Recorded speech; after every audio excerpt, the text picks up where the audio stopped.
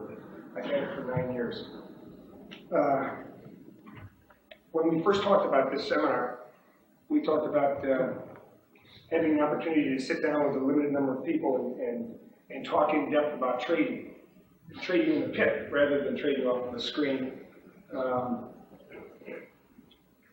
It's something that I guess I know a lot about because I've been doing it for a long time, and I've always been lucky enough to make money. Today is the 4th day in a row I've lost money. I think that's the first time in about 6 years I've lost money 4 days in a row. So I'm not in a good mood. So I'm not entertaining any questions. I'm not repeating myself, so don't ask me to repeat anything. Now, I was thinking about this. I took a shower before I came up here. And cry a little bit when I get done with that. I started thinking, do I want to be a good loser? And just as an aside, and I don't really have a prepared speech, okay? So I'll talk about commodities and commodities trade. But one thing that I don't want to be is a good loser. I don't think anybody in this room wants to be a good loser. And I don't think anybody that wants to succeed in the pit wants to be a good loser. I don't think there's no value to walking down the hall and having guys look at you and say, oh, that son of a bitch, he's a good loser. You know that? He doesn't get upset. He likes to lose. He smiles. He's a good loser. That's the alpha school of trading, and I don't buy it. Nobody wants to lose, and nobody wants to be a good loser. Now, there's a difference between being a rotten loser and being mean to your dog or mean to your kids when you lose, and being dishonorable because you're losing. And I hope, particularly in these times, that everybody in this room, if you're going to trade in a pit, I hope everybody in this room makes a commitment. Please, please, don't be a goddamn thief, okay? There's plenty of money that goes around. It's the best business in the world. When I think about it, brokers, particularly brokers in the United States Treasury Bond Board of Trade, make more money with less risk than anybody in the nation except for those guys in Florida with cigarette boats. And I don't think anybody in here has to be dishonorable in trading. And we're in a new era now. I think there was a time when I liked being a commodities trader, and when people said, what do you do for a living? I said, well, I'm a commodities trader. I liked that because there was a veil of secrecy that surrounded the Board of Trade. And everybody knew that we risked millions every day and all that bullshit. And they didn't know exactly what we did, but they were fascinated by the fact that we were commodities traders. I know that when I was down in Florida about 3 or 4 weeks ago, I told John Musso, who's here, he should be giving this class. I told John Musso, a fella asked me in Florida what I did for a living for the first time in my life. Instead of saying, geez, I'm a commodities trader at the Board of Trade, I went, geez, I'm in investments. Okay, so this is a new era, and not to preach at you, but please, let's be honorable. I mean, you can take your lumps, and even if you blow out, let's blow out honorably. And if you blow out honorably, I'm sure there are enough guys down here that have made enough money that you can come back and talk and get away back into the business. Don't burn any bridges when you leave, if you ever leave, and please don't do anything in the pit that's going to affect all of us. Because I think some of the crap that's going on, particularly at the Merc, I can say that because I'm on the board, okay? I think it's going to affect all of us. And I don't like the idea of standing in the pit and not knowing if the guy next to me is a team. I don't like that. I don't like the way the business has evolved.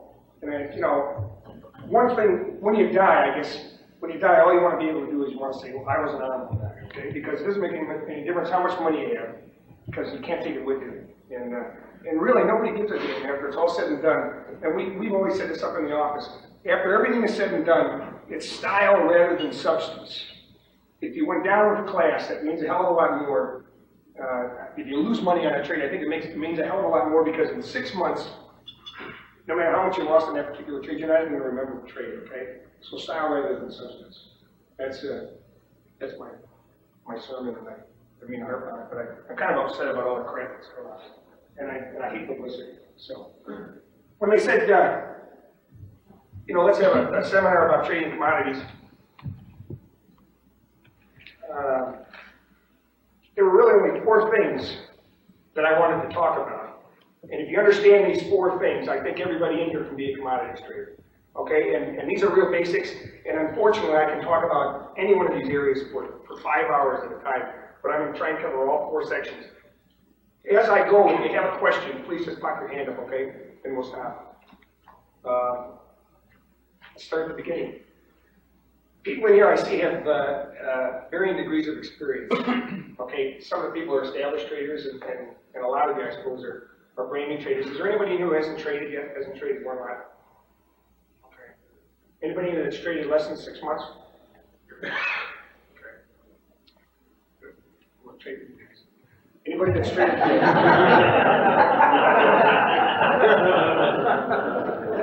And incidentally, it's not a zero-sum total game, okay? For every winner, there's not a loser. That's not the way it goes. They're professional hedgers that use our market. It's not a zero-sum total game. But there's only so much that you can take out of every pit. And you divide that by the number of locals in the pit, okay? So the more locals in a pit, the more that pie has to be divided up. So when people say, geez, it's a zero-sum total game, you know, for every winner, there's a loser, that's baloney. That's not true. But when you go into a pit, you're taking money out of the mouths of the guys that you stand next to. So understand when you go into a pit if the guy next to you doesn't say, geez, it's nice to see you, thanks for coming, and all that other stuff, because to a certain extent, you know, you're costing them Mercedes. So, 4 things about commodities trading. We'll start with the first one, okay? And most of you are already established, but I think, given the way the world is right now, and given the way trade is, we want to look at this again. We want to talk about choosing the right pit, okay? Number 2, and this is probably the most important thing we'll cover, we want to talk about how to get trades. Number 3, and I think the risk managers would probably say this is most important, we want to talk about taking a loss.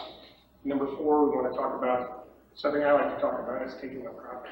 Okay, so 4 things. How do you choose the right pit? Things are different than they were in terms of the pits. In choosing the right pit right now, I think the first thing you have to zero in on is open interest. When I glance at this, as you know, the Board of Trade, the biggest open interest is in the bonds. Open interest means that there are a lot of players in the marketplace, and there's room for you to go in there and make a living, okay? When there's a big open interest, if something dramatic happens and the market rallies, the shorts will cover, the longs will buy. Things happen, if the market breaks, the shorts will press it, the longs will get out, and things happen, as long as there's open interest. In looking at that, if I were a new trader, the pits I'd look at the Board of Trade would be the bond pit, the bond options pit, the 10-year note pit, as some of the guys in this room know very well, the 5-year pit, which has a great open interest, and then some of the green pits. The green pits that I think I probably like the best, and I think you probably have the best chance of making money in right away, in my opinion, are the meal and oil pits. And I'm one of the few guys, I think, on the bond side, Johnny Musso's another one, that has had an opportunity to trade them up on the grain side too. They're different trades, there's no question about it. I like to think of the grain trade as kind of a man's trade. But I think there's more money on the financial side. So when you choose a pit, think about open interest, think about volatility. Right now, the big play, everybody's talking about the Eurodollar pit. They've got an open interest, I think now that exceeds $1 million. I know they've had a lot of days where they've had a 5-tick range, and I think they're playing for $25 ticks. Open interest in a situation like that isn't quite as important as volatility. Make sure you go into a pit where there's volatility. Because one of the things we're going to talk about is how does somebody get a trade? Because you can be the nicest guy in the world and bid and offer all day long, but if you're not getting trades, you're not making a living. And if that pit isn't moving, if the bid isn't changing and the offer isn't changing, you're not going to get trades, in my opinion. So this pertains primarily to the bond pit. I think one of the things you really have to think about when you choose a pit is availability of a reasonable position. Our bond pit, speaking frankly, is a little bit like a monopoly board. Some of the squares in there, some of the positions in there are boardwalk and park place, some of them are the greens, some are the yellows, and the spots down in the middle for the guys that don't spread and try and trade the front month are a little bit like standing on Baltic and Mediterranean. I'm a firm believer in the fact that a spot makes the man rather than a man makes the spot. We've got all kinds of players that want to get into the bond pit, all kinds of houses, all kinds of cash arbitrage guys, all kinds of spec houses, all kinds of funds. There's plenty of paper coming into the pit from all angles. If you stand in a good spot and you're a one-lot trader and you can get over the bumps and the grinds, you'll very quickly become a 50-lot trader. And we'll talk a little bit about the difference in profitability between one-lot traders and 50-lot traders. Okay. terms of choosing a pit, one of the things that I think is terribly important is you've got to get a pit where you can get a position that's meaningful. I think for all intents and purposes, the bond pit during the day is an awfully hard place to go. And how many guys in here trade bonds? Pretty big percentage. I think you know if you're down in the shithole, it's hard to get trades. And it's hard for people to see you. But I think there's something even more important than that. We talk about this a lot in the office. We talk about sight angles.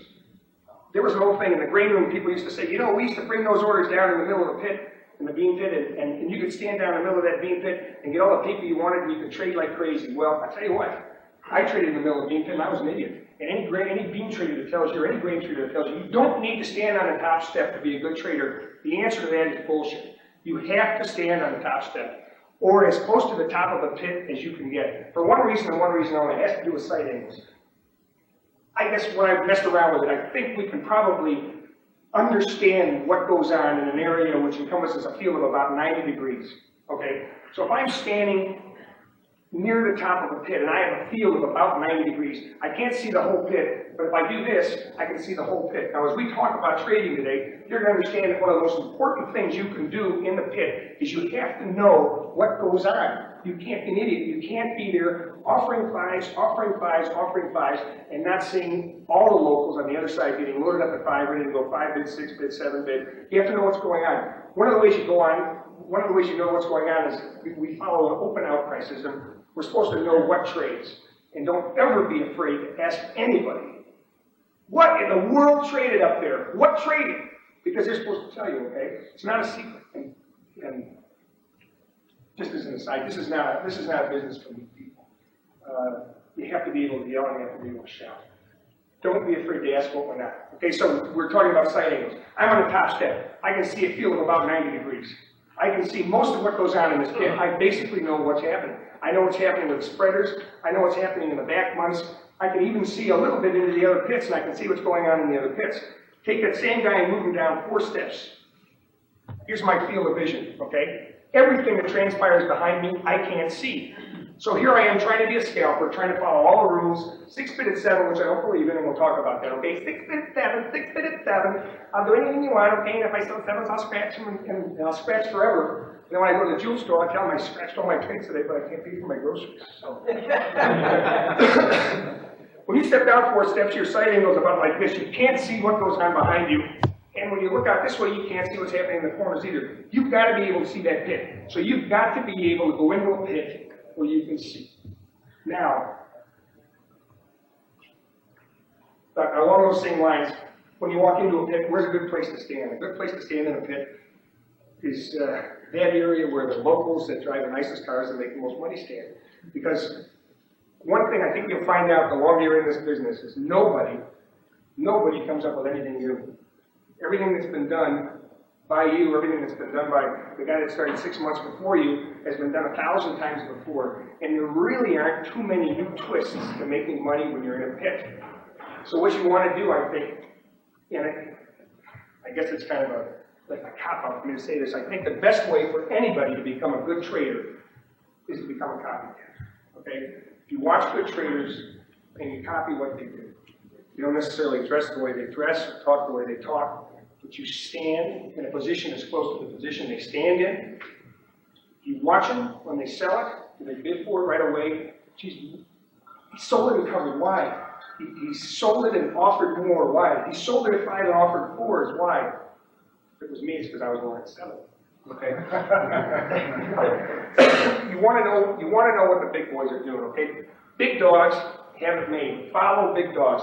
When you go into a new pit, when you choose a pit, make sure you can get a position in that pit that closely approximates the position of big dogs. Now, again, the reason for that I think is fairly self-explanatory. Nobody reinvents the wheel on a regular basis.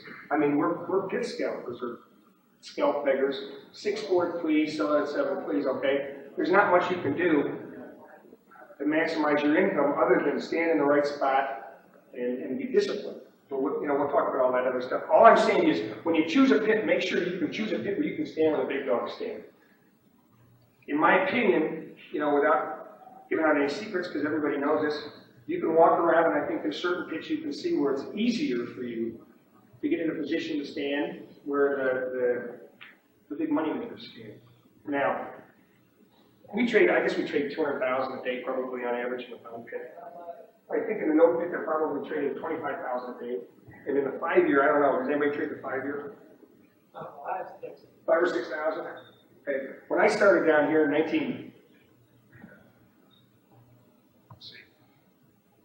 Nixon was president, so 72. When I started down here in 80, we traded in a bond pit, and there were probably maybe 60 locals. And we traded 10 or 12,000 a day. And I can remember the first day we traded 25,000 in the bond pit, everybody threw their cards in the air. That was a big deal, we traded 25,000 contracts. We had more people in the bond pit than they have in the milk pit right now, and we certainly had more people in the bond pit than they had in the 5-year pit. And our open interest didn't come anywhere close to the open interest of seeing those pits. So I don't think the opportunity for making money at the board of trade is going on. You know, a lot of people say, God, we weren't on the wagon, we didn't get to trade bonds when bonds first started. You know, can we make any money down here? I think your opportunities far exceed the opportunities we had. I know your upfront lease expenses are high. I think people are paying probably $3 grand a month to lease a seat. When I started, we paid $2,600 a month, so it isn't that much different. I think there's opportunity. Once again, just choose the right pit. Make sure when you choose that pit that you can get in a spot in the pit that gives you an opportunity to trade. There just isn't any advantage to being down in a hole when you're trading. We'll talk a little bit about getting trades and how important it is to be in the right spot and see the right things, okay? I don't think there's any advantage to going into a pit where you can't play right away, where you can't be in a position to do as much as the next guy, okay? When I look at the meal pit and the oil pit, you can go to the meal pit and the oil pit and stand right next to the most successful trader in the pit, stand this close to him, okay? Probably get hit in the ribs about 5 times when you do it, but you can stand right next to him, and theoretically, that means you're starting on an even keel, with exception of capitalization. Capitalization was the next thing I was talking about in terms of choosing a pit. You know, there's 2 things to think about in terms of capitalization. A scalper doesn't need very much money, okay? And I use the term scalper in kind of a loose sense, not in an ever-clip kind of a way. Ever-clip is the guy that runs Alpha Trading, and probably is the best guy at the board of trade, I think, in terms of teaching new traders, next to Scott, in terms of teaching new traders how to trade and trade with discipline. Everett's from the school of 6 bid at 7. If I buy 6, 6,000, 1,000, 2,000, 3, I'm out. Okay, let's go on to the next trade. Everett has a whole bunch of alpha traders that have come down to the board of trade and made a lot of money. Everett doesn't have any alpha traders that have come down to the board of trade recently and made any money. But Everett is the guy that taught everybody, you know, what it really meant to be a scalper. And I know if any of you have ever had occasion to visit Dave Bolton, let's say in the morning, which I have on occasion, okay? We talk a little bit about the whole concept of scalping. How every trade is a new at-bat, every day is a new inning, and God, I used to be able to, I could give you that speech from David, but I won't. Okay. Anyways, capitalization. When you come down here, you have to worry about enough money to get into a pit. Period. End of discussion for the scalper, okay? Capitalization counts if you're going to go into an options pit, and you got to start financing positions. Okay, so just keep in mind in choosing the right pit, you know, what's your capitalization look like? And for most of us, I think that started out, you know, my capitalization, right there, whatever I had in my pocket, basically what I had. And I think I have to worry with those stories, but when I started down there, I remember I had enough for first 3 months on my lease. And John Ruth asked me to put $3 grand in my account. I said, you bet I'll bring the check in as soon as I sell some foreign stock, which, you know, takes a long time to clear on the exchange. At the end of 2.5 months, John came down to the pit and said, Charlie, I'd like to talk to you about trading. You know, see how you progress and all that other stuff, but you've only done about 6 trades. And it was true. For the first 2.5 months I was down here, I didn't do anything. I came down, I was a former Harris banker. And I started in the bond pit, and I used to wear 3-piece suits to the Harris. When I came down here, I wore a 3-piece suit. I took off my jacket, and I had my vest on, and I buttoned I go over a coat like this over it, and I spit in the pit. And then he goes 6 bid, and I go, yep. He goes 7 sellers, and I yep, 7 sellers. And about once a week, I couldn't stand it anymore, and I buy one, and I keep it for a day. And when I get out of it. And it was the end of about 2.5 months. I've been down about 2.5 months. And for me, the whole concept of scalping was incredibly tough. Just, I didn't know why you had to sell it when you bought sixes, because I can remember it'd be 6 bit for 500 and 10 would be offered at 7, and all of a sudden Plaza would come in and sell 1,000 at 6 and sell 500 at 5 and 500 at 4, and the one lot that I bought at 6, which I thought was the greatest deal ever, was a 3-kick loser, or I'd sell one at 7, and there'd be 500 bid, and before you know it, I'd pick a profit on it and plug the hell out of it. I became a spreader. And that was back in the days when tax laws were different, and there was an incentive for people to use contract months within the front month. I don't think we'll ever see those opportunities again. But yeah, we're going to talk about spreading. Okay. All right. Enough about choosing a pit. Does everybody know what pit you want to trade in now? Okay. Yeah, I'd say if anybody has any questions about pits, individual pits, and you don't have anybody to ask, come and ask me, because I think I know people in most pits, and I can talk to you a little bit about individual pits. I think that's the best way to go. I would say this. I think anybody that comes into the bond pit during the day right now is looking up at the dog's ass. Okay? I think the bond pit at night is an opportunity, although I understand the volatility is kind of come out of that market a little bit. But I think anybody that comes into the bond pit during the day right now is really asking for trouble. I mean, I think you're trying to climb a tough mountain. I guess the ways to do it, we can talk about that if anybody wants to handle it on an individual basis. I think it's tough to start. Because like I said, it's on the monopoly board there. And the man doesn't make the spot makes the man. Okay. Enough about pits. Okay, we're all commodities traders. We're in a pit. We got in there. Incidentally, when we started down in the South thru, a lot of you guys have heard these stories, but some of us were bright enough, I guess, to figure out that it really meant a difference as to what spot you stood in. So guys like myself came down for 18 or 19 months in a row at 2 o'clock in the morning, so we could get the right spot in the bond pit. My brother came at 12 o'clock at night for 6 months because he was in a time war with another guy. So he'd get in at midnight, and he'd be in his spot in the pit at midnight. I think eventually they made you sleep in the hallway, and everybody would run in when they opened up the gates. So, there's always been a premium on spots. Okay, anyways, we're commodities traders, we're in a pit. I'm not going to talk first about taking a loss or taking a profit because that doesn't mean anything unless you get trades. So here's what it's all about, okay? I'm in a pit, how do I get a trade? Over the history of the Board of Trade, there's been one group of traders that have consistently made money, and those are spreaders. Up until the bond pit, there was no such thing as a scalper who made money. And Johnny knows this, and I know this. When you were in the bean pit, and you were 6 for 100, and a guy sold you 100 at 6, everybody in the pit tested you. They made it 6 sellers, okay? And if you were 5.5 bid for 100, maybe went back 6 bid. But there was no such thing as a pit being a clearly defined 6 bid at 6.5 or 6 bid at 7. In the bond pit, it is clearly defined, as everybody knows. It's 6 bid at 7, okay? In the bean pit, and basically every other pit in the history of the Board of Trade, there was no such thing as a clear edge. So there was no such thing as a scalper or a scalp picker, okay? There were no successful scalp pickers in any pit. Everybody was a mini speculator and a mini day trader in every pit. And for the most part, those guys went bust, okay? The people that made money down here on a continual basis were spreaders.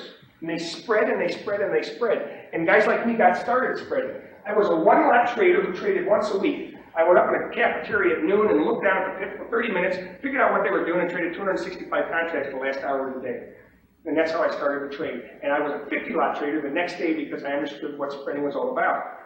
People who spread are people down here that I think mature faster as traders, and at least in the old days, had an opportunity to make a lot of money. Now, because tax laws are different, there is no such thing as a spread. Okay? There are guys in the middle of the bond pit that make money spreading, and if you're a note spreader or a knob spreader, if you're a knob spreader, you're a pure spreader.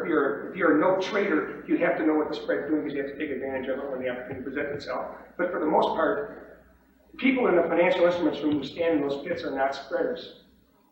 But they are. Everybody's a spreader, okay? How do I get trades? I have to adapt the mentality of a spreader, okay?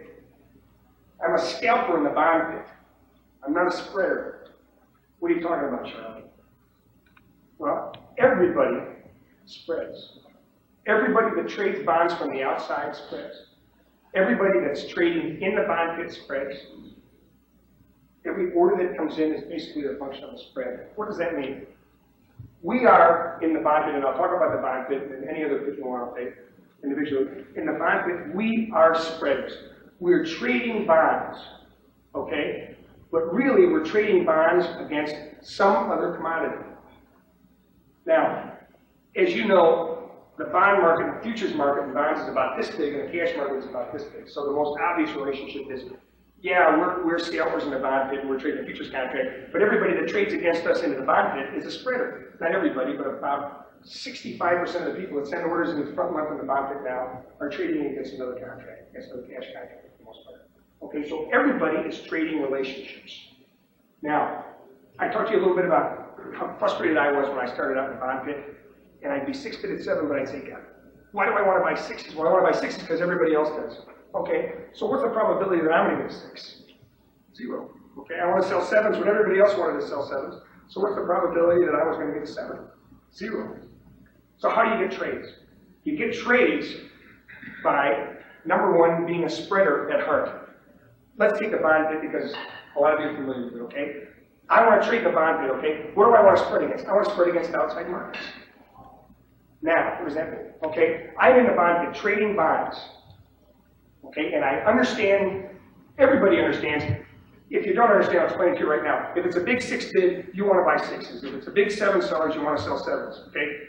If you don't learn anything else today, remember that, okay? Now, how do you get 6s and how do you get 7s? How do you get 6s when they're not quite as attractive as they were when 500 other people were trying to buy them? And how do you sell 7s when they weren't quite as attractive when 500 other people wanted to sell them? You are an offer or a bid in the bond pit against another market. Now, what that means simply is this.